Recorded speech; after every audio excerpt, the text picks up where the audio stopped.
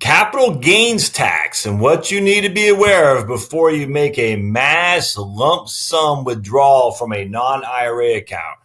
Remember, capital gains tax is something significant to pay attention to, and I'm going to show you why here when we read this article from a year ago. It'll be pretty interesting to you. So welcome to Heritage Wealth Planning YouTube channel, my friends, the place where you come to learn about taxes and retirement planning generally speaking, investment management, everything planning under the sun that you talk about here. So don't forget to subscribe. My trusty old t-shirt with my little bit of brainwashing techniques there. Subscribe, and then hit the bell to be notified for future content because we do lots of videos today. Or on this channel. So let's dive right into it. Let me close this guy. So this is an article I've been wanting to read. It's from Money Magazine back in November in 2017. Money Magazine, November 2017. And I'll put a link in the show notes. And it has this nice lady, Roz Warren, who wrote, "I took all my money out of the stock market and it feels amazing." And now I'm going to read a little bit of it because I think it's actually important. Yeah, November 3rd, 2017. I think it's important to get the context. And I also think it's important to understand the reasoning behind why she did that. And frankly, I have no problem with the reasoning. But there's a big miss here, and I want to share that with you. So Miss Ross says, "Do I think the stock market is about to crash because of Trump or whatever? Sure, that could happen, but that's not why I took my dough off the table. Back in the early 80s, so this is critical you understand. Back in the early 80s, I inherited $80,000. At that time, that was so much more money than I ever had before. I decided I'd better educate myself about financial matters. After much research, I put that money and a percentage of the money I've made since as a writer and part-time librarian into a low-cost index fund. Specifically, I invested in a Vanguard balanced fund that invests 60% of its assets in stock and 40% in bonds. I bet that's the Wellington fund, actually, the Vanguard Wellington fund, one of my favorite funds, by the way, for sure. And I left it there. This turned out to be a good strategy. Back then, the S&P 500 index of U.S. stocks was at 208. Now it's closing on 2,600. Nonetheless, I cashed it in all last week. Or I cashed it all in last week. Now all my money is stashed in U.S. Treasuries, Treasury inflation protected securities, laddered CDs, which in the years to come I can count on to earn me essentially nada." I tell you, Miss Roz, she just, spot on, man. I mean, she understands just the fact that just spot on. So good on her. Why would I do this? I once figured out exactly how much I would need to live on, not lavishly, but comfortably for the rest of my life. I promised myself that once I had that amount, I would actually do just that. Take my money out of the market and live on it for the rest of my life. I love it. Last week, I reached that goal. I'm 62. I've spent decades caring about the market. I counted on it to make me enough money so that I'd be able to cash in my chips and walk away when I hit retirement age. And so I did. And now it's time for this librarian to declare victory and get the hell out. What happened? All right, the day after it crashed, bear with me just a second. The day after I cashed out, the market soared, as to say, "Ha ha, Roz, the joke's on you." Did I feel some regret? Of course. Had I waited just a day, my bank account would be fatter than it is now. But that's not the point. The point is I'm no longer amassing as much money as I can. It's peace of mind. And that's what I've got, peace of mind. Timing is everything. You can't time the market. I have no idea whether to go up or down, but I no longer care. I now have enough money to live on for the rest of my life with absolutely no concern about what the market is up to. The Dow could go up to 30,000, and I hope for the sake of who you are still in the game that it does. Or it could crash and burn. Not my problem. That part of my life is over. I'll never again experience the elation of a market that's rocketing into stratosphere or the sick feeling you get as it's correcting and your net worth is circling the drain. All done. But if the market tanks tomorrow, you ask, and the stocks become such a crazy bargain, I'd be fooled not to put at least some of my money back into it. Of course I would, and I'm no fool. Plus, the one thing I've learned about the market over the past 3 decades is what goes down eventually comes back up. But until that happens, I'm staying put. If it never happens, I'm still set. So how much money have I got? I'm not exactly a millionaire, but I do have a nest egg in the high 6 figures. A modest home with no mortgage and 0 debt. That might not impress you, but it's good enough for me. Again, modest home, no mortgage, no debt. A nest egg in the high 6 figures. At 62 years old, hopefully she doesn't take Social Security, but if she's single, and I think she said she was, it's not a bad thing to take Social Security, but either way. Now that I've made my nut, I have no big plans to buy a yacht or travel around the world to even splurge on a few extra outfits from Eileen Fisher. I don't know who that is. So I guess that means something to somebody. I plan to continue work in my local library and write essays, which is to say that I'll continue to do the work I love, which provides me with a small but steady income. And at age 70, okay, there she goes, I'll start collecting Social Security, which both because I'm an optimist, but because I believe in the lobbying power of AARP, I expect it to be alive and well. I'm not saying you should follow my lead. You could be a more risk taker than I am. Most people are, or more worried about inflation. I'm betting on tips. You might have more expenses or more people who rely on you financially. Your own goal could be to leave a bucket of money to your heirs. I'm leaving that task to my wealthy ex-husband, although I do expect to leave the kids at least and put my grandkids through college. Whatever your financial goal, I hope you reach it. The stock market has been very good to me. Without money in the market, there's no way this part-time library worker and freelance writer would be able to have enough money to live into her 90s. But as the song goes, you got to know when to hold them and know when to fold them. For me, it's time to get out. All right. So I look, I got nothing but respect for Miss Roz. I say more power to it. The critical thing, of course, there's no debt. I mean, as I've said a million times a Sunday, no debt, no lavish expenses. All right. So here's a couple things. So I was like, I was reading this. I just came across the links. I saved this on my bookmark, and I came across it just when I was doing some research on something else today. And I said, I wonder if there's been an update on Miss Roz on how much taxes she had to pay. And because that's a pretty significant, she made some good money. So I came across this other article, and this again, 2017, and this is all I could find. And it was odd because this guy writes at, or lady writes at guy, Jonathan Ping, at My Money blog, says, is taking all of your money out of the stock market ever a good idea? And I'm thinking he's got to talk about the taxes here because it's not a good idea if you have significant taxes. And I'll share with you exactly, at least what I calculate Ms. Roz has in taxes. All right, so let's see what old Jonathan says. Rosalind Warren combined her personal savings with a modest inheritance, invested in, again, $50,000 in 1982 is not modest, but we'll just use that for the time being. Invested in low-cost index funds and left it alone for a long time. These are exactly the three things you should do. Prudent person is supposed to do. She even used Vanguard index funds. I don't think it was a Vanguard index fund. The only index fund they had back then was the S&P 500. So my inclination, again, was the Wellington fund, which is 65% stocks and 35 to 40% bonds.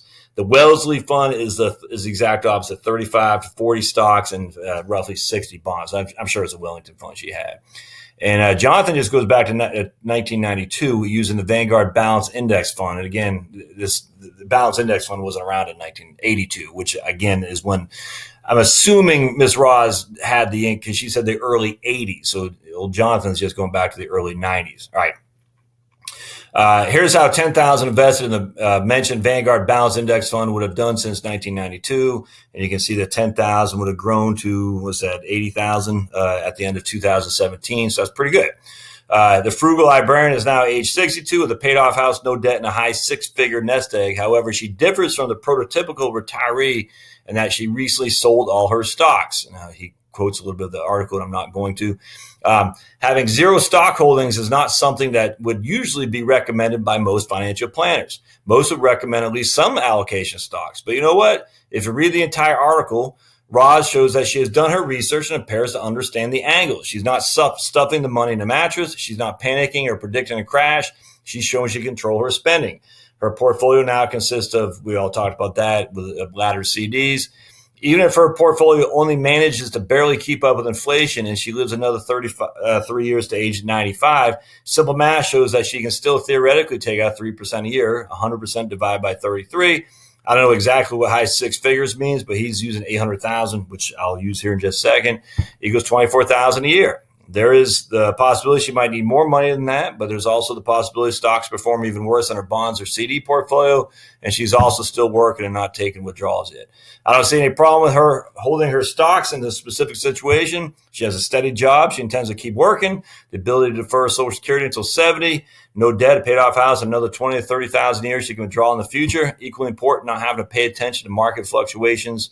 Give her peace of mind. What do you think? And he got all these comments in here. And actually it was interesting because Roz actually did comment down here below, which I thought was pretty interesting. Again, she seems like a wonderful woman. More power to her. I guess I'll just link to it. I just wanted to, if I could get this, Jonathan Ping. Yeah, Roz Warren. So this actually, I thought this was interesting. Here's Michelle says, also lucky that 50,000 landed in her lap when she's in her in her 20s. And she writes back, not really so lucky. The 50K landed in my lap because my mom died when I was 24. I miss her every day.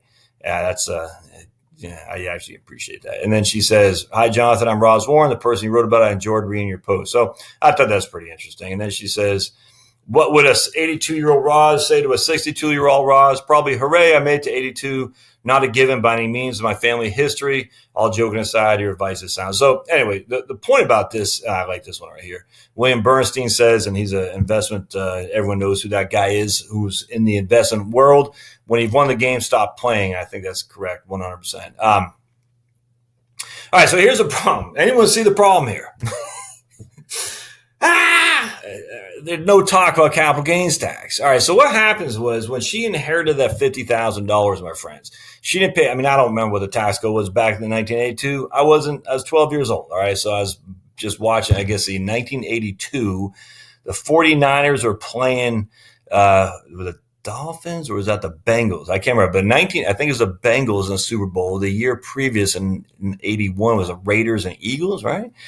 Anyway, so all I cared about in 1982 as a 12-year-old kid on an island in Maine was football. That's all I cared about, professional football, college football.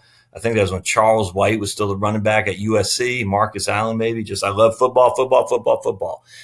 I did not know what the tax law was back then, but presumably she inherited that $50,000. She didn't pay tax. I just know that for a fact. She inherited it. It was tax-free upon her receiving the money. Maybe her mom – a state had to pay tax. That could well be, but Miss Roz did not. All right, but let's take our trusty calculator. And I looked at the Wellington Fund. And since 1982, that sucker has torn it up, all right? I mean, torn it up. So she's had 35 years of just mass growth on the Wellington Fund, just mass. And the reason was because it wasn't just the Wellington Fund, it was any fund. 1982 is the beginning of the boom of the stock market that lasted essentially till today. Now, but some people say, well, it stopped in 1999, and I get that to some degree. But at the end of the day, 1982 is down here, and today is way up here. So it went from 1982 to 1999 like a rocket, all right? It went like a rocket. Then 2001 and 2, it kind of whoops. Then 2003 to 2007 went up again, and then 2000, of course, 9 went down, and since then. So we had some what's the word I'm looking for? Roadblocks, all right, along the way. But from 82 till today, 35 years, the market has just done ridiculously well. More wealth has been created in this time frame than the history of mankind. It's stunning. It's stunning, frankly. That's one of my considerations. I'm not sure we'll ever see it again. Now, I'm not saying you should sell your stocks, not at 3% 10-year bonds. That's before taxes, never mind inflation. But at the end of the day, the kind of wealth that was witnessed from 82 till today, it was incredible. So you can attribute that to Reagan. You can attribute that to Clinton. It frankly doesn't matter. At the end of the day, it happened. And so Miss Roz inheriting that money and having the smarts to put it in the Wellington Fund, pretty good on her. So, all right, let's see. If we take the $50,000 she inherited, all right, so we take our trusty calculator, and I'm just going to say she got 8% a year. Now, actually, it did much better than that. So she probably had some distributions over her course of her life, but she says it's the high six figures what she says she has. So I'm just going to say 8% a year. So she gets 8% a year interest for 35 years. Yeah, 35 years, and she doesn't put any money into it. That sucker is worth $739,000 today. If she had 9% interest, that sucker is worth $1 million today. So I'm assuming 8% just to make this simple. But again, if she had 9% action, Wellington did even better than that. It did like 12. So, I mean, it did incredibly well. Well, let's just say she has, for simplicity, $800,000 today. All right, so $800,000. Now, one of the things I am going to do, you have to remember, if you make a lump sum sale of your non-IRA account, your non-qualified account, or taxable account. So all those three terminologies are synonymous with each other. A non-IRA, a non-qualified, or a taxable account. That means you're paying tax on that puppy. It's not deferred. You pay tax as dividends are paid out, capital gains are paid out, or interest is paid out. All three of those things, you're going to get a 1099 at the end of the year, and you're going to pay tax on it. that 1099, the amount you pay tax, will add to your cost basis. All right. So now we know, I'm just going to use $800,000. We know she has $50,000 of account value when she started. All right. 50,000. And we have 800,000 when she decided to sell it. All right. So we got 50,000 is her cost basis right there.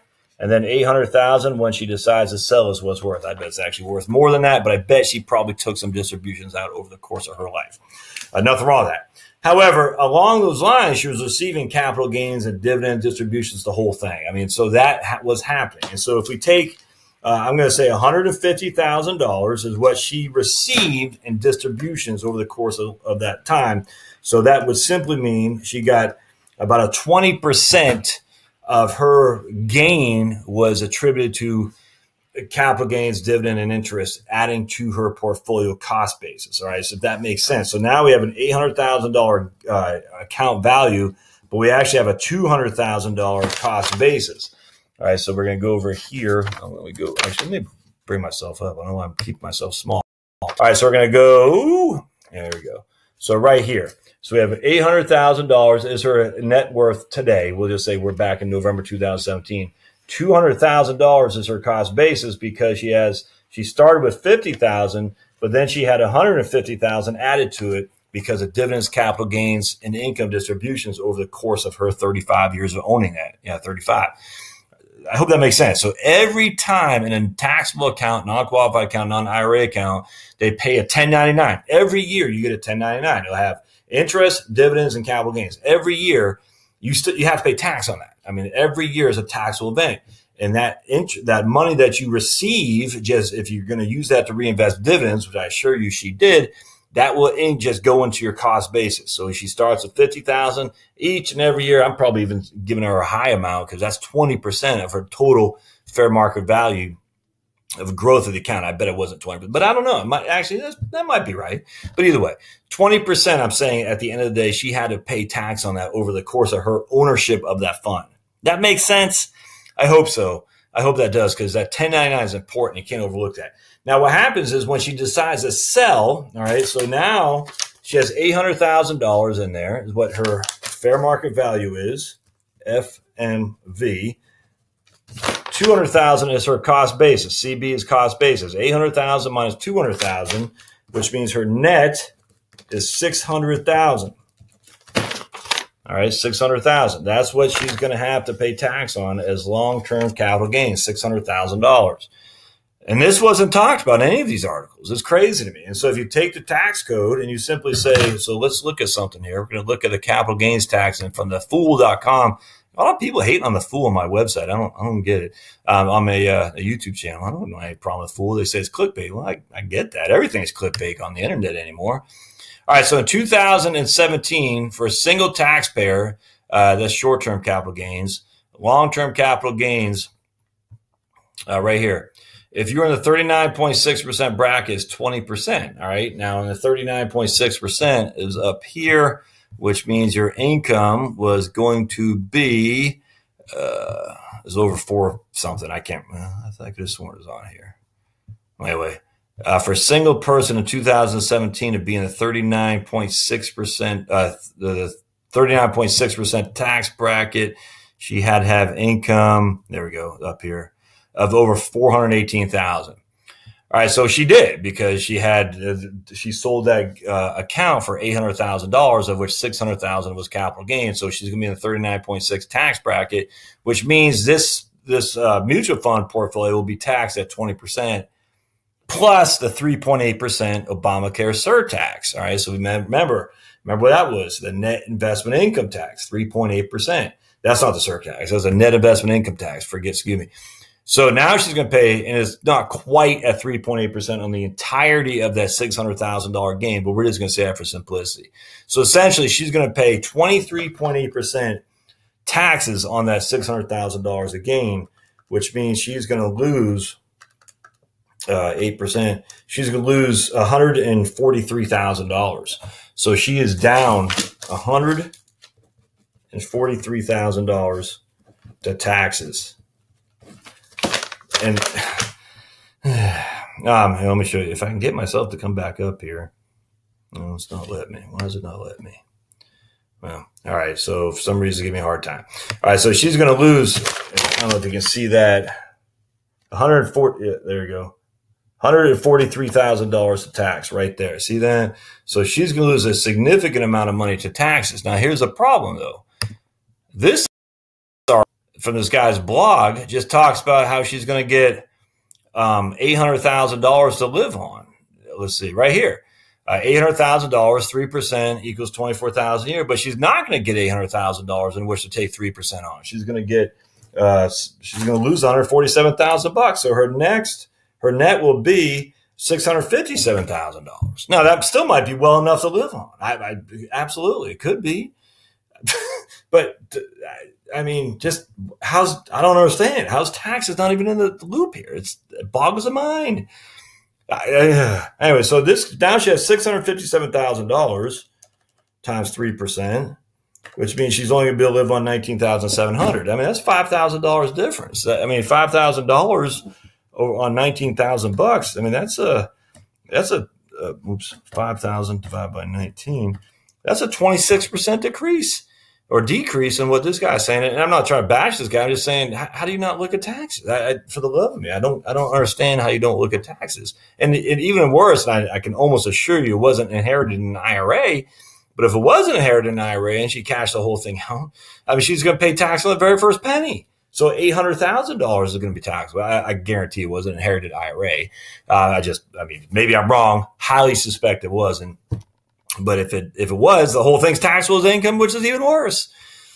Anyway, the point about this, if this is you, if you're Miss Roz, again, she seems like a pretty bright person, down to earth, knows what the heck she's doing. I love it. I love her strategy. Absolutely 100% agree with it.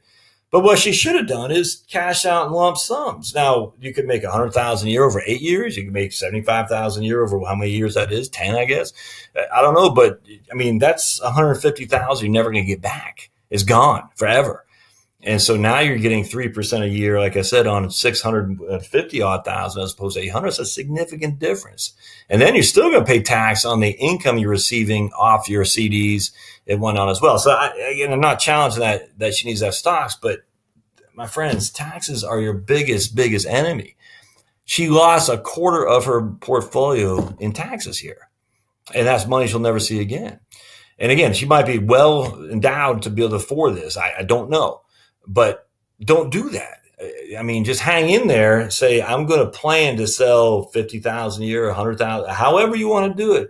But to do it in one fell swoop is just crazy. And now, obviously, if she couldn't sleep at night, lose $150,000 in taxes because she can't sleep at night because she's worried about Trump or she's worried about Obama, whatever. I don't care. That might be the difference between sleeping at night and not sleeping at night, becoming a zombie. But I don't think that's the case because she's been in the market for so long. She obviously has a pretty significant understanding how it works, and she has a job, and she has no debt.